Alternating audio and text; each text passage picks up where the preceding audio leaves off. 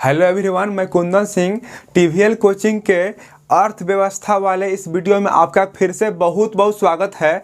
जैसा कि आप जानते हैं, हम अर्थव्यवस्था का सेशन आपके लिए चला रहे हैं जो कि मैट्रिक के बोर्ड परीक्षा में काफ़ी लाभप्रद साबित हो सकता है। तो चलिए इस वीडियो को शुरू करते हैं। आप इस वीडियो के अंत तक बने रहिए और इस वीडियो से लाभ उठाइए। तो चलिए, जैसा कि आप देख सकते हैं, कक्षा 10वीं बिहार बोर्ड के अनुसार हम आपको अर्थव्यवस्था पढ़ाने वाले हैं। हमेशा की तरह इस वीडियो में भी 20 ऑब्जेक्टिव क्वेश्चन है, बारी बारी से सभी को देखेंगे। तो पहला सवाल आप स्क्रीन पर देख सकते हैं। सवाल है, इनमें कौन साख पत्र नहीं है, मतलब विश्वास वाला पत्र नहीं है। तो मुद्रा जो होगा राइट ऑप्शन होगा। ठीक है, मुद्रा को हम साख पत्र में नहीं रखते हैं। ठीक है, अगला प्रश्न है, मुद्रा का कार्य क्या है। तो मुद्रा का कार्य है मूल्य का संचय करना। भाई ऑप्शन टिक कीजिएगा, मतलब मुद्रा के 4 कार्य होते हैं। ऑप्शन के आधार पर आप टिक कीजिएगा कि मुद्रा का कौन सा कार्य जो है सही है। तो इस सवाल के आधार पर मुद्रा का कार्य क्या है, तो मूल्य का संचय करना, मतलब मूल्य का तय करना या वस्तु को खरीदना ही मुद्रा का कार्य है। ठीक है, अगला प्रश्न है, आय एवं उपभोग के बीच का अंतर कहलाता है। अब आय का मतलब आमदनी, उपभोग का मतलब खर्चा। आपने जो कमाया उसको आय कहेंगे, आपने जो खर्च किया उसको उपभोग कहेंगे, और जो बीच में बचता है अंतर उसको हम क्या कहेंगे जी, बचत कहेंगे। ठीक है, अगला प्रश्न है, मुद्रा से होने वाला लाभ है। तो बड़े बड़े उद्योगों की स्थापना जो होती है मुद्रा के द्वारा ही होती है। यदि आपके पास मुद्रा का अभाव है तो आप गरीब हैं, और आपके पास धनराशि बहुत है, मुद्रा बहुत है, तो आप अमीर के श्रेणी में आते हैं। ठीक है, अगला प्रश्न है, बांग्लादेश की मुद्रा का क्या नाम है। तो मतलब क्या, अलग अलग देशों की अलग अलग मुद्राएं हैं। उसी प्रकार बांग्लादेश की मुद्रा है टाका। क्या है, टका। बांग्लादेश की मुद्रा है टका, अमेरिका की मुद्रा है डॉलर, भारत की मुद्रा है रुपया, और पाकिस्तान और नेपाल की भी मुद्रा रुपया ही है। लेकिन भारत की मुद्रा पर गांधी जी का फोटो है, और पाकिस्तान की मुद्रा पर ना जिन्ना का फोटो होगा। ठीक है, आप देख सकते हैं ला करके। तो चलिए आगे बढ़ते हैं। अगला प्रश्न है, वस्तु विनिमय प्रणाली का अर्थ क्या होता है। तो वस्तु का वस्तु से लेन देन ही वस्तु विनिमय प्रणाली कहलाता है। यह विनिमय मतलब किना बेची का सबसे प्राचीनतम प्रक्रिया है।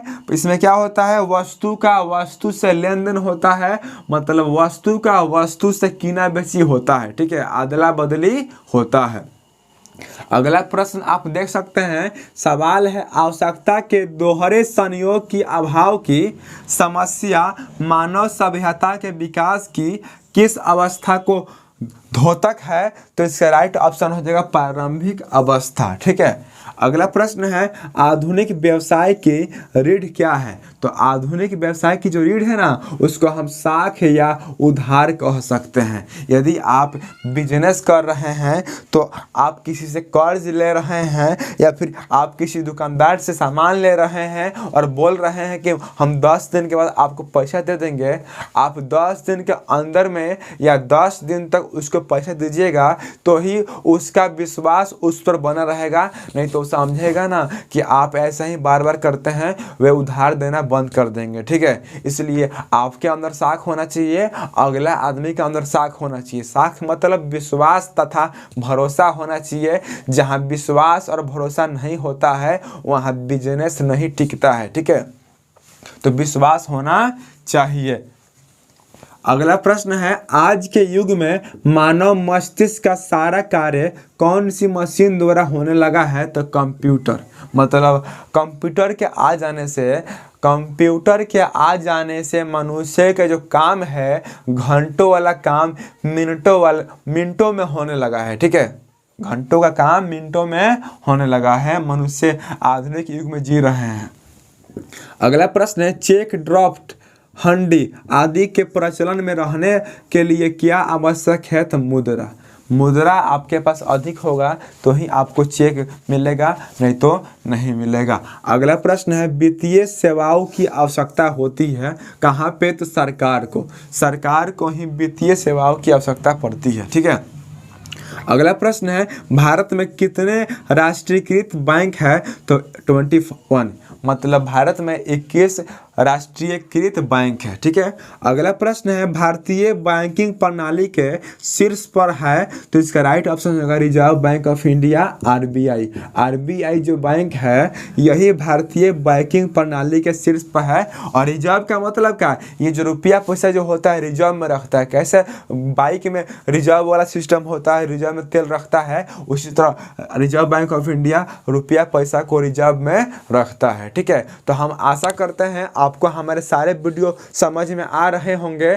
आप हमारे वीडियो को शेयर करते हैं तो यही हमारे लिए बहुत कुछ है, और कुछ हमको नहीं चाहिए। आप सिर्फ हमारे वीडियो को शेयर कीजिए, हम आपका सपोर्ट करेंगे और करते आ रहे हैं और आगे भी करेंगे। आपका बहुत ही अच्छा नंबर आएगा। आप हमारे वीडियो को लगातार देखिए, कई बार देखिए, बार बार देखिए, आपको सारे सवाल कंठस्थ याद हो जाएंगे।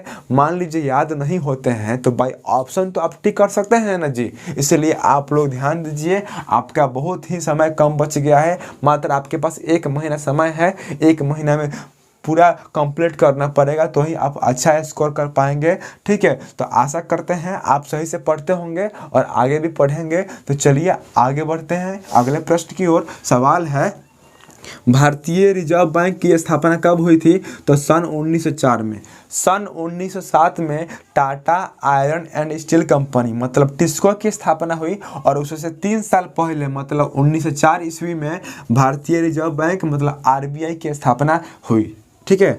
अगला प्रश्न है बिहार में क्षेत्रीय ग्रामीण बैंकों की संख्या कितनी है? तो मात्र 3 है, मात्र 3 ही है, ठीक है।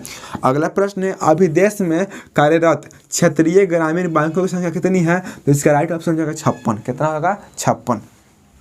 अगला प्रश्न है प्राथमिक कृषि साख समिति कृषक को किस तरह का ऋण प्रदान करती है? तो अल्पकालीन। अल्पकालीन का मतलब क्या? बहुत ही थोड़े समय पर।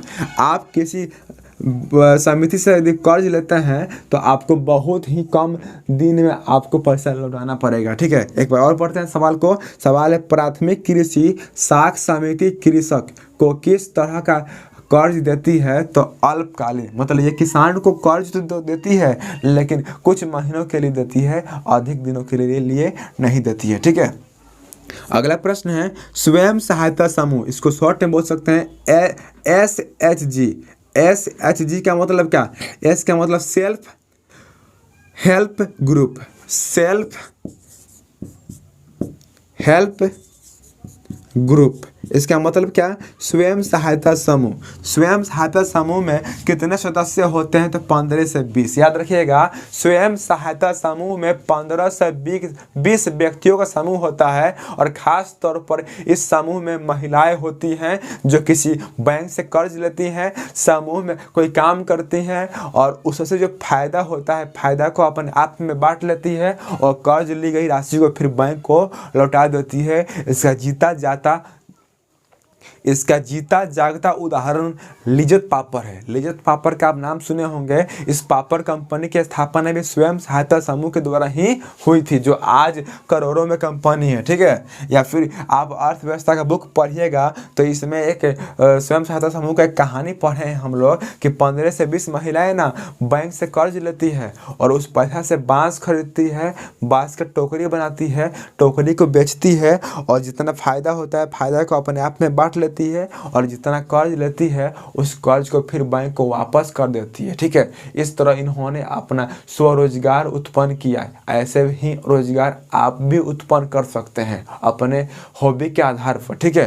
तो चलिए आगे बढ़ते हैं अगले प्रश्न की ओर। सवाल है व्यावसायिक बैंक कितने प्रकार की जमा राशि को स्वीकार करते हैं? तो 4। ये सवाल कई बार मैट्रिक के बोर्ड परीक्षा में पूछा गया है, इसको थोड़ा ध्यान से देखिएगा, ठीक है। अगला प्रश्न है भारतीय मुद्रा बाजार द्वारा निम्नलिखित में से किस तरह के वित्त की व्यवस्था की जाती है? तो इसका राइट ऑप्शन होगा अल्पकालीन या मध्यकालीन। मतलब आप थोड़े समय के लिए या थोड़ा सा अधिक समय के लिए आप कर्ज ले सकते हैं और आपको समय से कर्ज लौटाना पड़ेगा, ठीक है। तो आप आपने इस वीडियो को इस वीडियो को अंत तक देखा, इसी के लिए मैं आपको दिल से बहुत ही थैंक यू बोलता हूँ। बस आगे मिलेंगे कल नए वीडियो में, तब तक के लिए नमस्कार। जय हिंद, जय भारत।